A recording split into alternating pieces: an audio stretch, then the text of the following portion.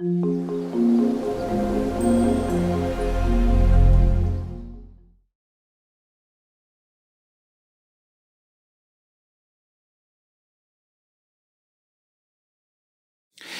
customs of love. Okay, interesting. I wasn't sure how this one was going to go. I thought it might be a little boring, but of course it's love. It's never boring. What is custom?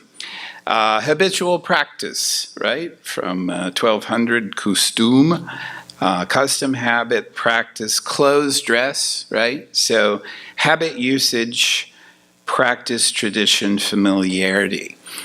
We don't usually talk about this. I hadn't thought about it. We usually talk about myth or ritual, and that's great and awesome. And in fact, it's related to ritual.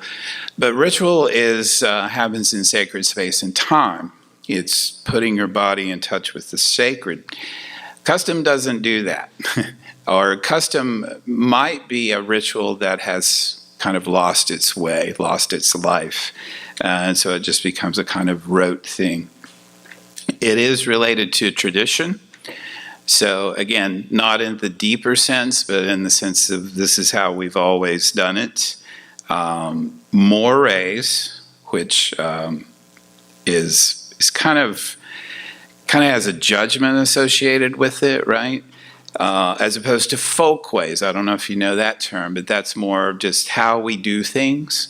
Let's see, there's a great quote here from this dude, William Graham Sumner, 1906. Mores distinguish the difference between right and wrong, while folkways draw a line between right and rude. Isn't that nice? Thank you, William Graham Sumner. And of course, just conventions. We drive on the right side of the road. There's absolutely no reason we couldn't drive on the left side of the road, as the Brits do. It's just a convention. But it's a strictly enforced behavior, right? So that's where it gets kind of interesting is these don't run as deep as myth in terms of meaning, yet they are more rigidly enforced in some ways. These customs, these mores, these folkways. We don't really know where these originate. Again, a few may originate in ritual and just be carried over that way once the ritual's functionally dead. But most of them, I think, just emerge because patterns emerge in nature and in sociology and in groups. They're just things that happen that we do. And frankly, it's just easier to have a kind of shortcut, kind of language as a consensual set of behaviors that saves us time, So Dana comes up and I say, "Hey, Dana, how you doing?" I shake his hand. And what does it mean? It doesn't mean a lot. It means we're friends. But it actually means more if you don't do it, right? So because now you're saying, I don't accept this convention. It doesn't apply to us. We're not friends. So it kind of has more potency in its absence. We do live according to these patterns. We need to reduce the world to something that's manageable because the world is huge. And so custom is a great way to do that. So, like I said, we're just going to agree to do something this way, and then we don't have to think about that anymore, right?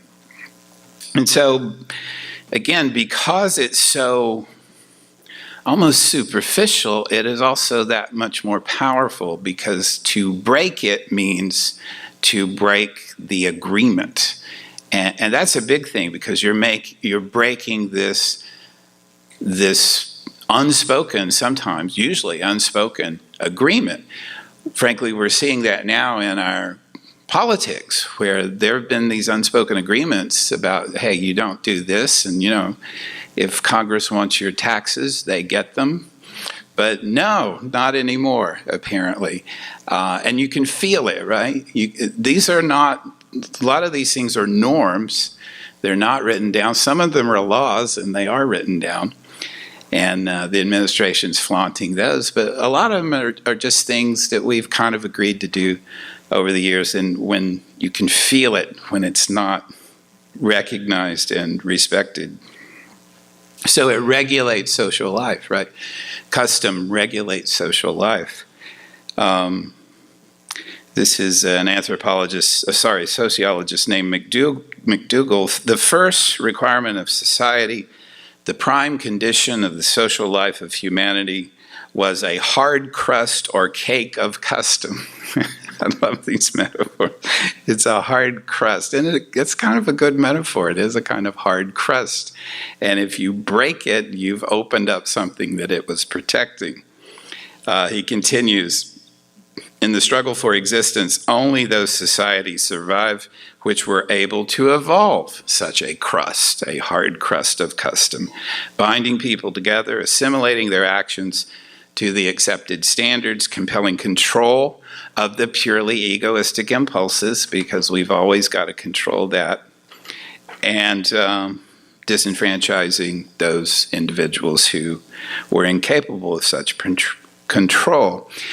Now, also, I hadn't thought about this either until I did the research, but custom kind of reaches back into history and it projects forward into the future, and that's amazing, right? So that happens through familial teaching, through institutional teaching, but it's part of the history, and you don't think of it. When you think of history, you think of a culture's history, you think of its myths, which is good, you should think of that, its rituals, but you don't think of really just customs, because again, they're designed to not be thought about, to just be performed.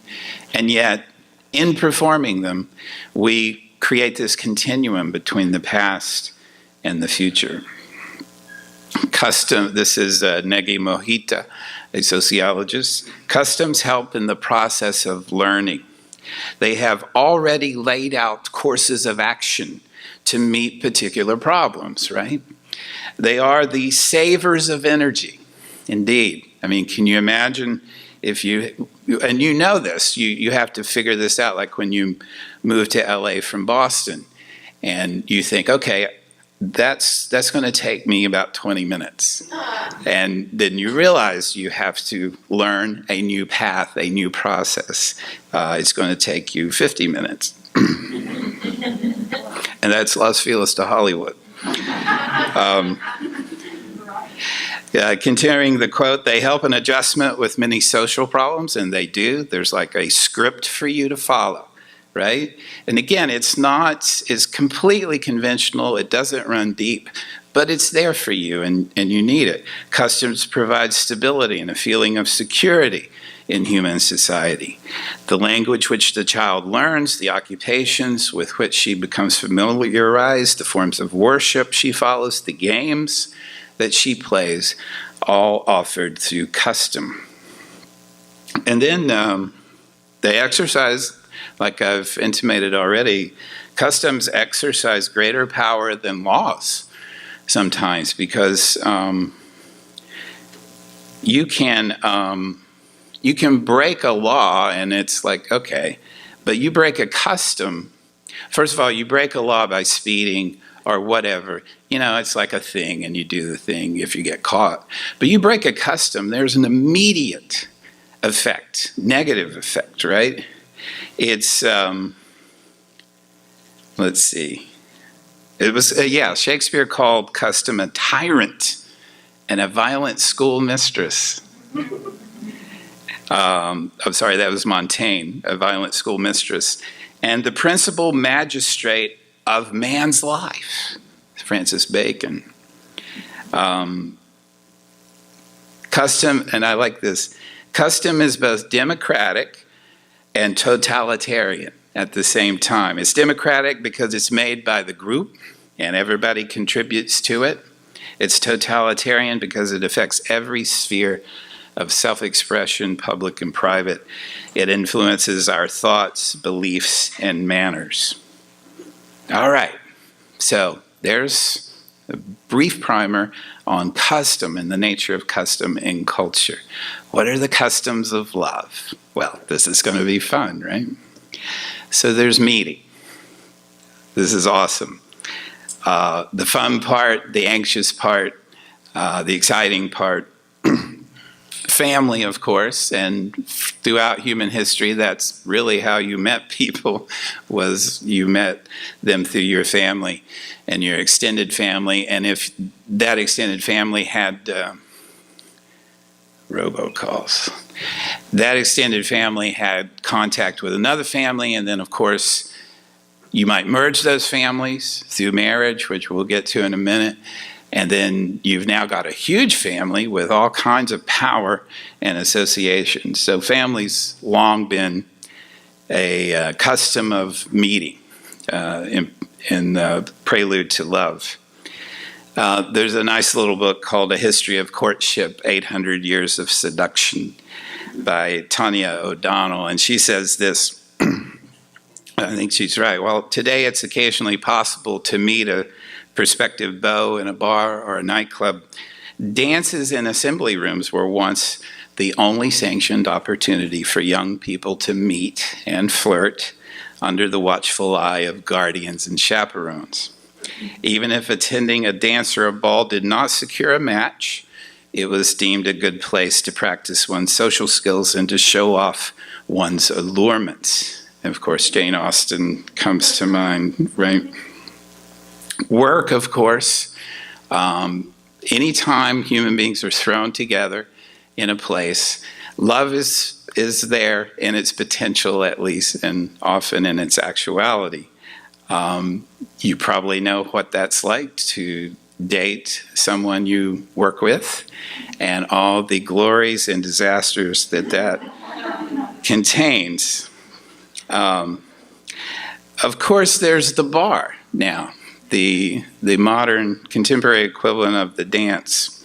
And of course, there's a study on this. One of the first studies that provided evidence for the fact that people can and do alter their standards in a bar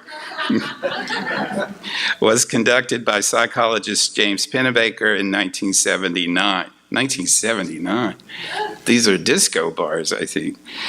This creative field study took place over a 3-hour period. Really, you got to go more than 3 hours. And a number of bars and taverns near a college town near the campus.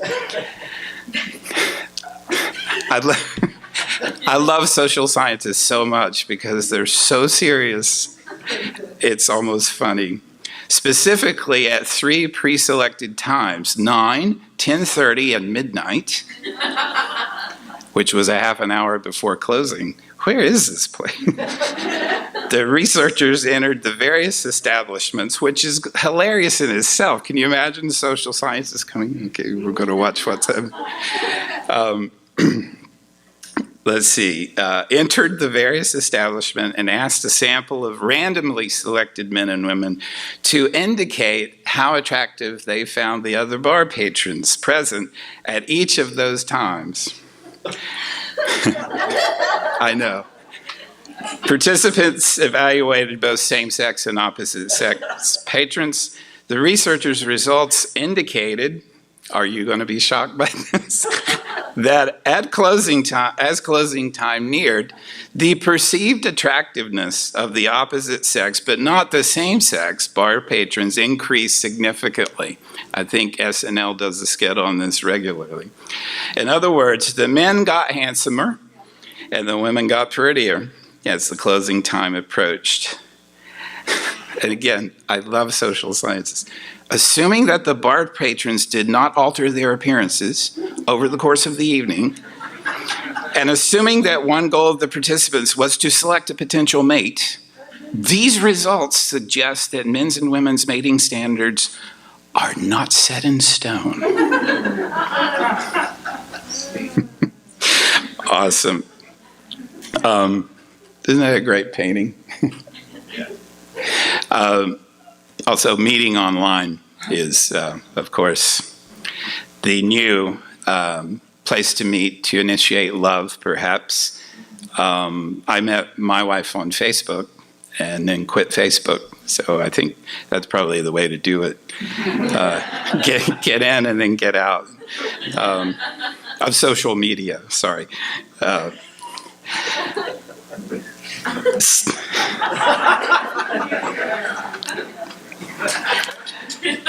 This is the Pew Research Center, and it's very serious, and you should stop laughing because it's the Pew Research Center.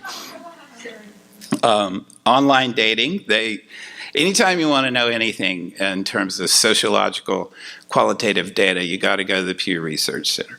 A majority of Americans now say that online dating is a good way to meet people. No shock there, right? Many of you are probably online.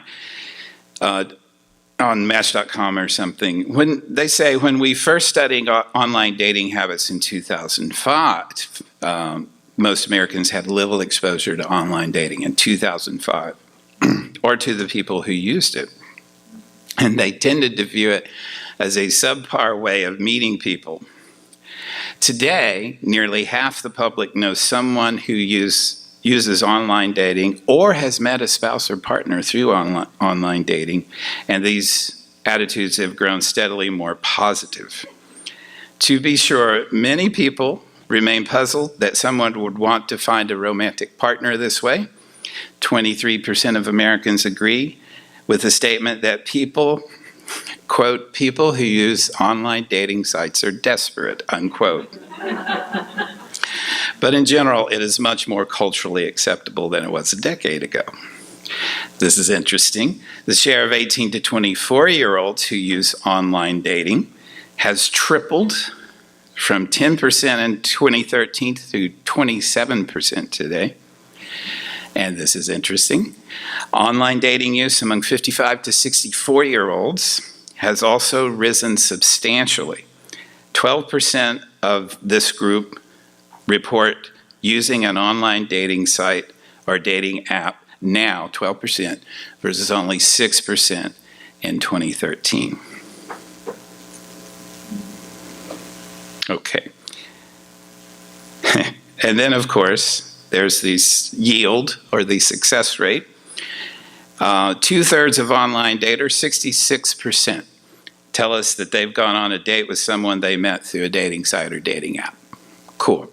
That's a substantial increase from 43% in 2005, but it still means that 1/3 of online daters have not met up in real life with someone they initially found on an online dating site.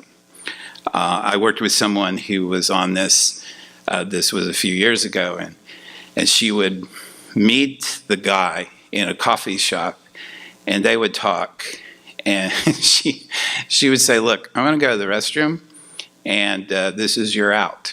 So if you want to leave, no hard feelings, leave. I'm going to go, and if I come back and you're interested, then, I guess we'll go on. And I thought, but you don't get an out in that situation. So I didn't understand it quite. Many online daters enlist their friends to help create their profile. Yeah. 22% of online daters have asked someone to help them create or review their profile. Women especially like to enlist a friend in doing this. 30% of female online daters have had a friend help them create the profile, compared with 16% of men. I know, right? Despite the wealth of tools that we have, technology we have available, 1 in 10 Americans are now using one of the many online dating programs, but 88% say that they met their partner offline without the help of a dating site. 88%. Yeah. All right, here's a fun one. Flirting. The glance. I love it. The glance is the best. One of my favorite philosophers, Mikhail Bakhtin, he talks about language, or a word, in fact, having a sidelong glance. A word. So when you find the right word, it's got a sidelong glance. Count Baldassare Catiglione, Book of the Courtier, 1528, says this: those lively spirits that issue out of the eyes because they are engendered near the heart, entering in like case into the eyes that they are leveled at, like a shaft to the prick, naturally pierce the heart. Rumi, I wait with silent passion for one gesture, one glance from you. And this is Victor Hugo. The glance of, this is awesome, Les Miserables. The glance of women resembles certain combinations of wheels, which are tranquil in appearance yet formidable. You pass close to them every day, peaceably and with impunity, and without suspicion of anything. A moment arrives when you forget that the thing is there. You go home, you go and come, dream, speak, laugh. All at once you feel yourself clutched. All is over. The wheels hold you fast. The glance has ensnared you. It has caught you, no matter where or how, by some portion of your thought which is fluttering loose, by some distraction which had attacked you. You are lost. The whole of you passes into this glance. A chain of mysterious forces takes possession of you. You struggle in vain because no more human succor is possible. You go on falling from gearing to gearing. You're caught up in this wheel, from agony to agony, from torture to torture. You, your mind, your fortune, your future, your soul. And according to whether you are in the power of a wicked creature or of a noble heart, you will not escape from this terrifying machine. Otherwise than disfigured with shame or transfigured by passion. Damn. All right, Victor. I can't add anything to that. That's amazing. This smile, oh, of course, the wonderful smile. This is, I love this little poem by Mark Halliday. Here it is. Like nearly all women under 60, she would have deftly avoided meeting the eyes of an unknown man. But occasionally, an exception happens by chance, and her unconscious skill at avoidance gets instantly replaced by human generosity, which is either inherently feminine or gender-trained, as you please. She glanced at me exactly when I glanced at her in the store, at the mall, and she gave me that momentary slight smile, which implies, though, that many men are dangerous, and I do not intend to suggest the slightest likelihood that you and I will meet or talk, much less make love, and much less together conceive a sweet, helpless child. Still, our eyes have just met, and in this, there is an undeniable contact between your humanity and mine. And you are probably coping with some difficulties of masculine humanity, while I cope with those of feminine humanity. And so I wish you well. Her smile said this, but I did not smile back, because guys don't do that. Because we are strong and separate and firm and without softness. Are we not men? No, it doesn't say that. So then the next moment had come, and we had walked apart in our two differently inflected kinds of routine loneliness. Ah, right? The smile. Then, of course, there's the touch, right? Just the light touch. Not a grab. No, not a grab. Not too heavy. And you've got to place it right, but just the right touch. This is Witter Bynner. At the touch of you, as if you were an archer with your swift hand at the bow, the arrows of delight shot through my body. You were a spring, and I the edge of a cliff, and a shining waterfall rushed over me. Nice. There's moving closer, right? Which is, subtle, profound, important. Moving away, also a sign. So be aware. We've mentioned Helen Fisher before, the anthropologist, psychologist who's done all this work on love in her book Anatomy of Love. And of course, she has a lot to say about flirtation, and she has a lot to say about everything about love. So you should check out her website. She says this, and this is based on her research, her psychological and anthropological research.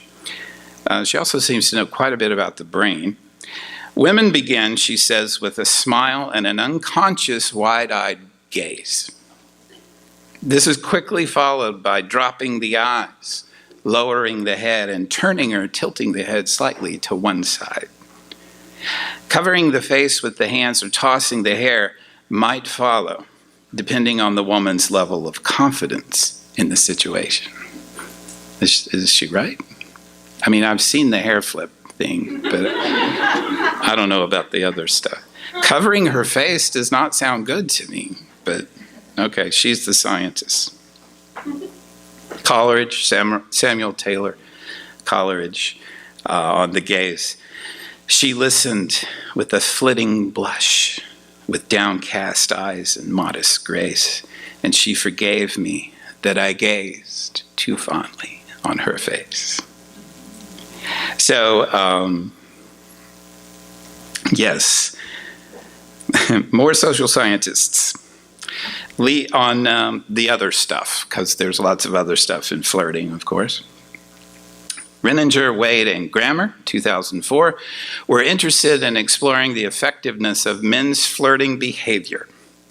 In this investigation, the researchers unobtrusively, I doubt it, observed 38 men ranging in age from 21 to 34 years in bars located near college campuses. Now, what would have been fun if it was the same bar as that other study?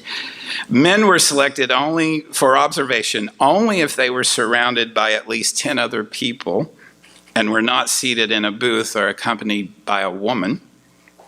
During each 30-minute observation, the researchers recorded the men's nonverbal behavior, not weird at all, and also determined whether or not the men successfully initiated romantic contact with a woman, as defined as this is great. Romantic contact, they defined as achieving at least 1 minute of continuous conversation. That's a pretty low bar, 1 minute. The results indicated that the men who successfully initiated romantic contact exhibited a greater number of particular kinds of nonverbal flirting behavior than men who did not establish romantic contact. Specifically, contact successful men, that's what they're calling it, contact successful men, directed more brief glances at their intended targets, engaged in a greater number of space maximization movements, posturing the body so that it takes up more space, right? Space maximization, that's your game, dude. Space max. Extending one arm across an adjacent chair, stretching so that both arms extend straight up in the air. Who does this? It's supposed to be men. Change their location in the bar more frequently. Okay, that might explain a lot. Display greater amounts of non-reciprocated touching to surrounding men.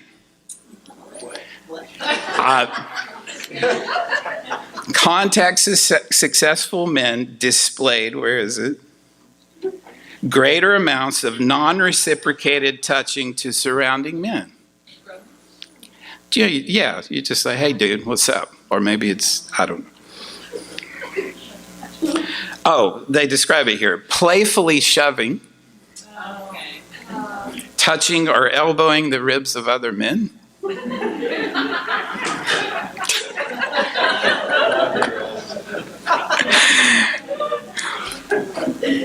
In discussing their findings, the researchers concluded that men who provide signals of their positive intentions through glancing behaviors and their status through space maximization techniques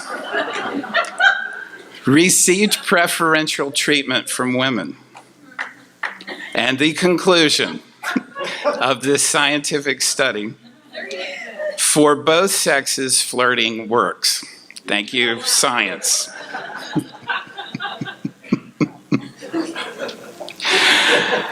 Oh, God. Okay, so let's go to feeding rituals. So we go from meeting to flirting to courtship. And yes, again, here's a paper I found. Courtship, feeding in humans, because we always have to have a colon. The effects of feeding versus providing food on perceived attraction and intimacy. And here's the abstract. Food sharing may be used for mate attraction, sexual access, or mate retention in humans, as in many other species. Adult humans tend to perceive more intimacy in a couple if feeding is observed. But the increased perceived intimacy may be due to resource provisioning rather than feeding per se. In other words, you're showing her or she's showing you that she can provide for you. Science. To address this issue, again, 210 university students watched 5 short videos, each showing a different mixed-sex pair of adults dining together and including feeding or simple provisioning or no food sharing. A survey concerning attraction and intimacy in the dyad was completed after each video. Both provisioning and feeding produced higher ratings of, and this is in quotation marks, involvement, with feeding producing the highest ratings. Similarly, the perceived attraction of each actor to the other was the lowest when no food sharing was shown and highest when feeding was displayed. These findings are consistent with the view as feeding as courtship display in humans. And then there's the less subtle courtship by capture.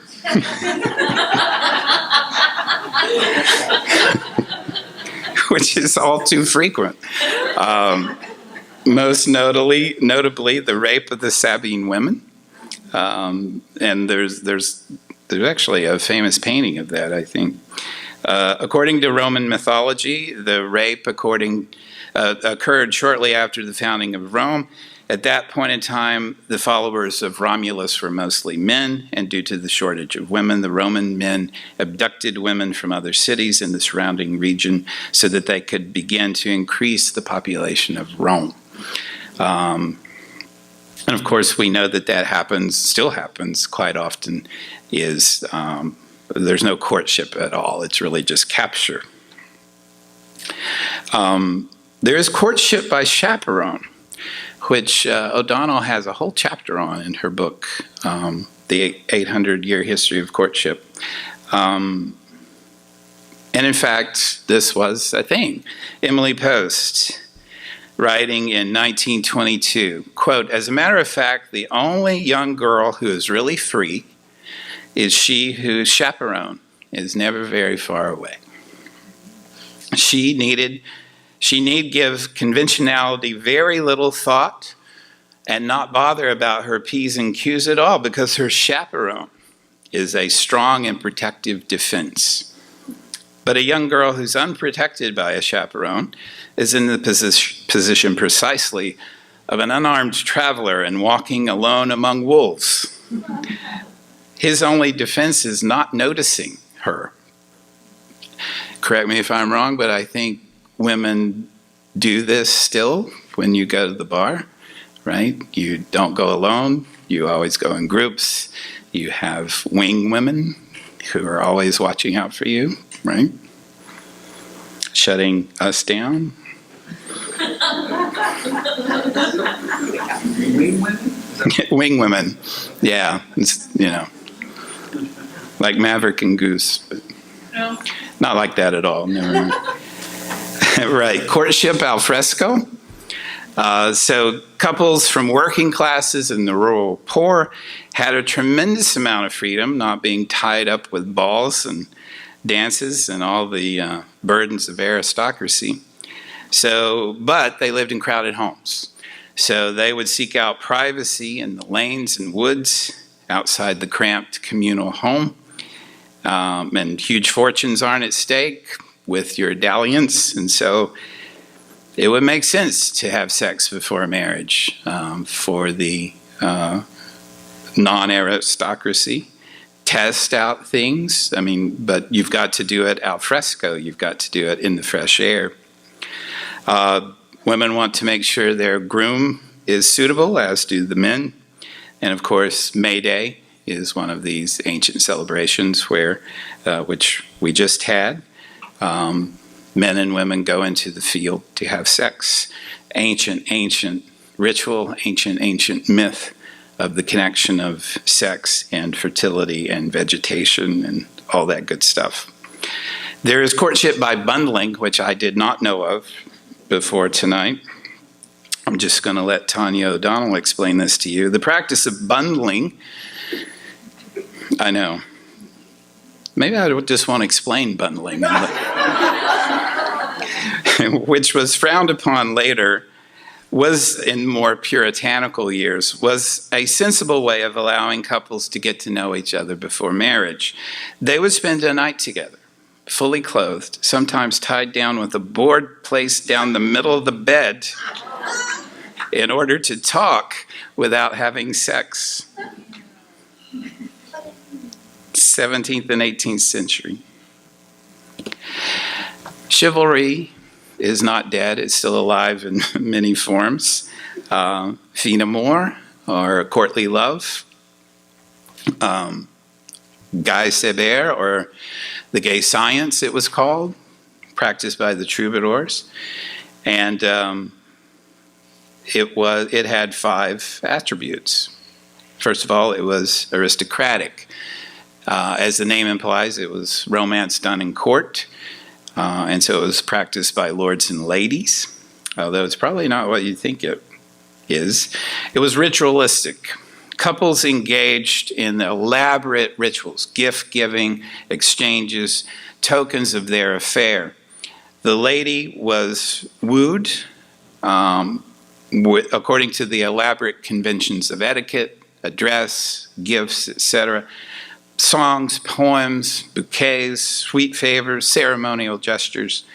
And for all these gentle and painstaking attentions on the part of her lover, all she had to do was glance or smile. She only need return a short hint of approval, a mere shadow of affection. After all, she was the exalted domina, the commanding mistress of the affair. He was her servus, the lowly but faithful servant.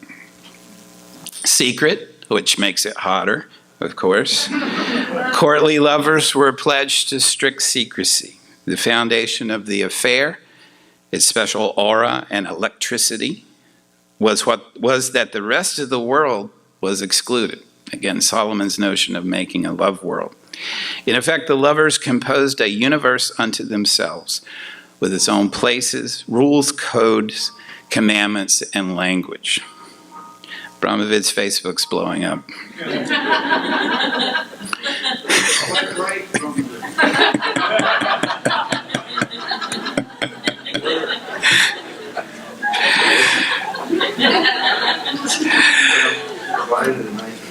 Yeah, it did.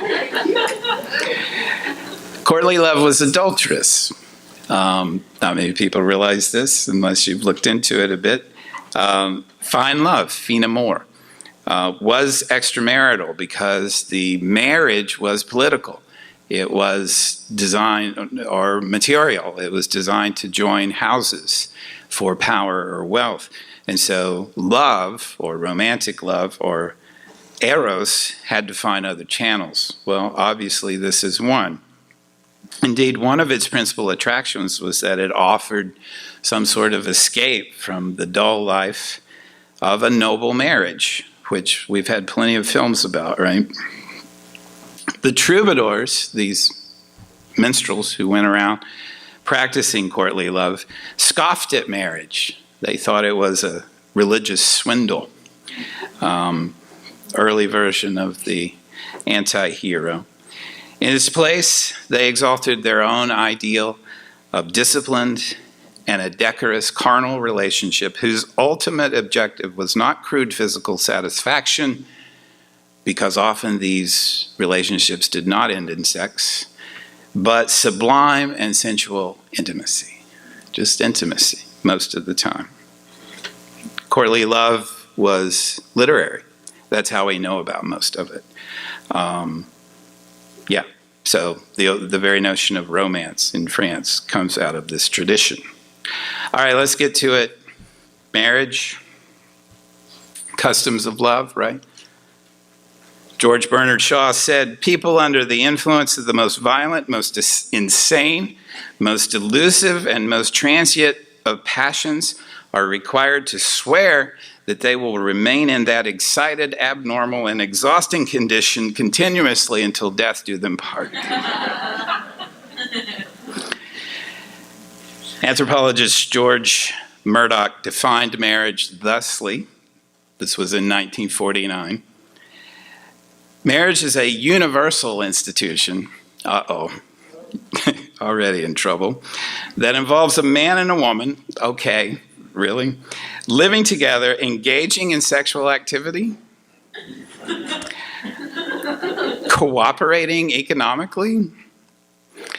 At first glance, this seems a commonplace definition, but there are, of course, many, many, many exceptions, more exceptions probably than the rule. Ashanti of Ghana and the Minangkabau of Indonesia, men traditionally live with their mothers and sisters even after marriage. Men of the Gurumba people in New Guinea sleep in separate houses and work separate plots of land from their wives. The only time the husbands and wives are together on a daily basis is for eating the main meal. In Zambia, Bimba husbands and wives don't even eat together. Men and women eat separately, as do boys and girls, in a variety of meal-sharing groups organized by gender, age, kinship, and friendship. In Austria in the 18th century, lower-class married couples lived apart for many years as servants in other people's houses, taking their meals with their employers rather than their spouses. All these people would be puzzled by our concerns about having meals together and the other anxieties of contemporary family life. There are West African societies in which a woman may be married to another woman as a, quote, female husband, unquote. In these cultures, if the wife brings the children with her to the marriage or subsequently bears children by a lover, those children are counted as descendants and heirs of the female husband and her extended family. Numerous African and Native American societies recognize male-to-male marriages, and Chinese and Sudanese ghosts have ghost or spirit marriages because ancestors or the dead are still alive in these cultures and must be paid heed. In fact, a lot of rituals are about recognizing the dead, especially the dead ancestors. In fact, in some of these societies, a young person is given in marriage to a dead son or daughter in order to forge closer ties between the relatives. Mormons today still baptize people who are dead. So marriage is almost impossible to define, frankly, as anybody who's tried to will tell you. Why? Because it's been and still is so many things. It's a partnership. For most of human history, marriage was not about romantic love or individual needs, etc. It was about getting help with the work of staying alive, right? You needed help with the labor force, and then children were the same thing. They were a way to help you stay alive, of course, after investing in a very vulnerable period of time where they need taken care of. The Blackfoot Indians, for the men and women, did not live together at the beginning. This is their creation story. The women made buffalo corrals. Their lodges were fine. They tanned the buffalo hides, and those were their robes. The women would cut the meat in slices, and in summer they picked the berries. They used those in winter. Their lodges were all fine inside, and their things were just as fine. Now the men were very poor. They had no lodges. They wore raw hides. They did not know how to make a lodge. They did not know how to tan buffalo hides. They did not know how to cut or dry meat, or how to sew their clothes. So marriage is to keep men from dying off.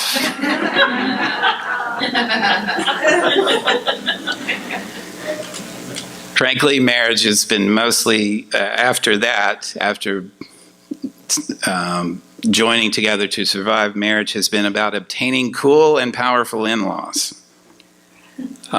Marriage became a way through which the elite could hoard or accumulate resources, shutting out other individuals, even some of their own family members, if you've watched Game of Thrones. You know about this, right? I mean, most marriage and politics have gone together for a long time, and because it's a merging of political houses more than love. There's an exchange of wealth, of course, a dowry, a tribute, etc.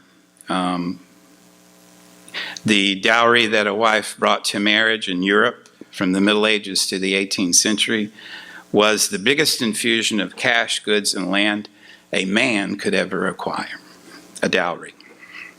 And finding a husband was usually the most important investment a woman could make in her economic future. There is, of course, marriage as mutual choice. Only in the 17th century, says Stephanie Kuntz in Marriage, A History, and cultural changes in Europe began to erode the older functions of marriage, these survival and political in-law ways to marriage, encouraging individuals to choose their mates based on personal affection and allowing couples to challenge the right of outsiders to intrude upon their lives. This is the Enlightenment. Thank the goddess for the Enlightenment. And of course, what happens when you create marriage that way, especially since marriage is not based on old political, historical concerns or wealth, then it's based on choice. If it's based on choice, you can unchoose. And so divorce now becomes a thing. No sooner, says Kuntz, had the ideal of love, with an L, the ideal of love, take hold, then people began to demand the right to divorce. No sooner did people agree that families should serve children's needs than they began to find legal penalties for illegitimacy inhumane. Some people demanded equal rights for women so they could survive economically without having to enter loveless marriages. Others argued for the decriminalization of homosexual love on the grounds that people should be able to be free to follow their hearts. There's another really good book on marriage by E.J. Graff called What is Marriage For? And I like mainly the way she organizes it. These are the reasons for marriage: money, sex, babies, kin, order, and heart. Right? So just a little bit on that. She says, E.J. Graff, marriage is under money. Marriage is a shorthand taken seriously by banks, insurers, courts, employers, schools, hospitals, cemeteries, rental car companies, frequent flyer programs, and more. A word understood to mean that you and I share not just your bedroom, but the rest of your house and money as well. I'm not going to go into all this. I just like the organization there. Sex, babies, kin, order. Finally, heart. She says this: the shifting histories of both consent and dissent, of marriage's entrance and exit rules, are just as contentious as everything else about marriage.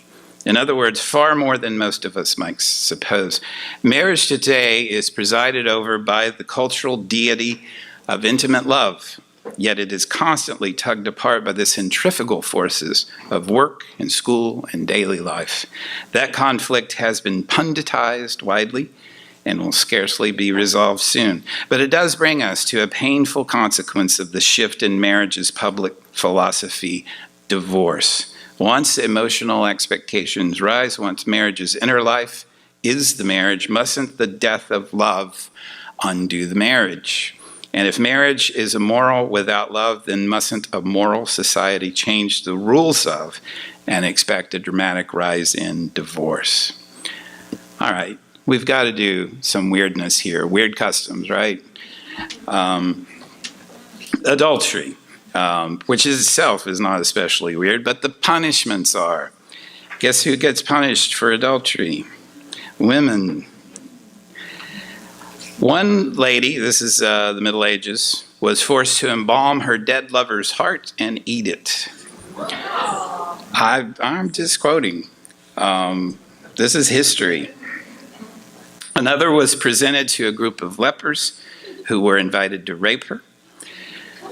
Adultery, so it's not just about your lover in the Middle Ages, it's about your whole history and any political alliances you've made. Not justifying any of this, of course. Another husband had his wife's lover butchered and his bones put in a chapel where she was sent daily to contemplate her crime and drink out of his skull. Only rarely were adulterous husbands punished. The wives risked public humiliation, often accompanied by having their hair cut off, gruesome torture, or death. Their lovers, the men, risked castration or death, and the most famous story of this is Peter Abelard and Eloise from the Middle Ages, one of the greatest love stories ever.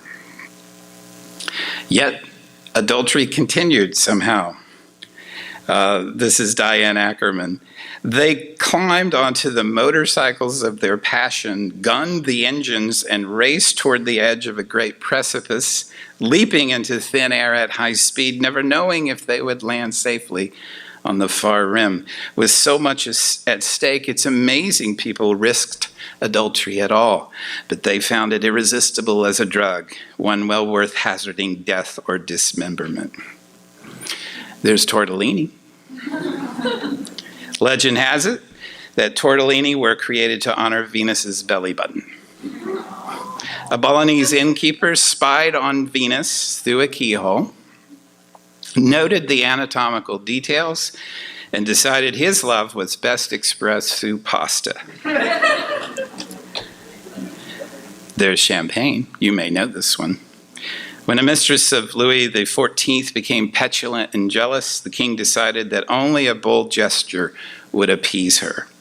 Insisting she lie down with her naked breast revealed, he asked his artisans to cast a mold from one breast and produce glasses in the exact shape, so he could always sip champagne from her breast. And today we still drink champagne from those glasses. There is the bridesmaid's barrage in China.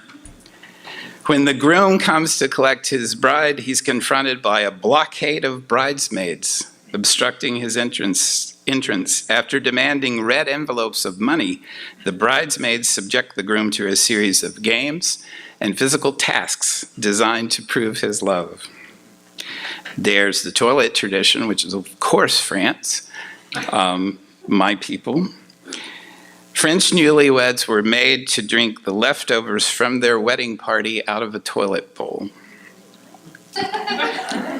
They say that sometimes weddings in France still have a replica toilet bowl at the reception.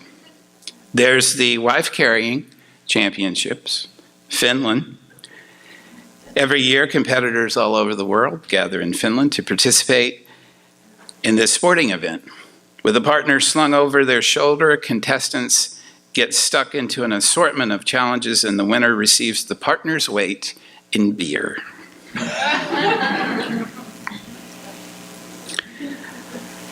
And the Scots. Oh my goodness. The blackening of the bride. The bride-to-be is pelted with all manner of revolting things, from rotten eggs to treacle to fish, and then is paraded through the streets. The Scots believe this humiliation serves to better prepare a bride for married life.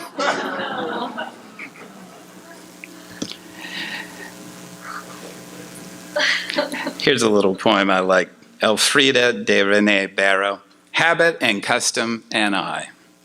Habit and Custom and I, three friends who lived together, shut in from the passer-by through the summer weather. Yet I long for storm and sleet, to see and feel it snowing, for a glimpse at the traveler's feet, to ask where he's going. Thank you for your attention.